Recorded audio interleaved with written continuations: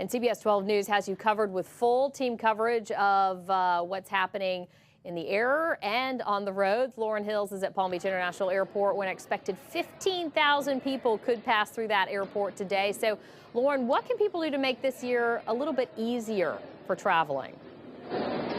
Yeah, well, Eric and Suzanne, we could actually see up to about 27,000 people, believe it or not, going through Palm Beach International here. And you can see that we've seen folks really just kind of getting here throughout the morning and getting ready to get their holiday travel underway.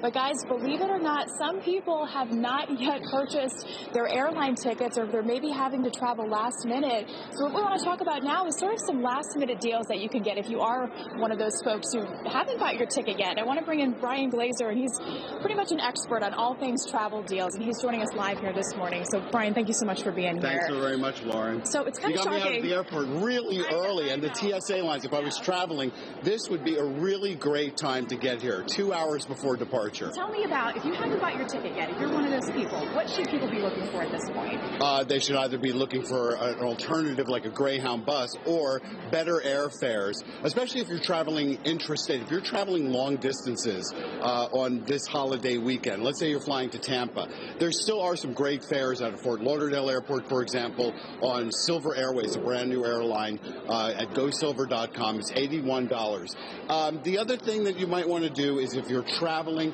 you always travel on a Thursday, Thanksgiving Day, when there are fewer people on the airports, fewer people on the airplanes, and return over to Friday. There's not going to be any chance that you're possibly going to get a seat on an airplane on Saturday or Sunday, at least for a reasonable fare. And I know you said maybe look at some alternative airports as well, right? Yes, if you're trying to get up to the New York area, you might want to look at White Plains or Newburgh, but Newark, LaGuardia, Kennedy, it's really doubtful.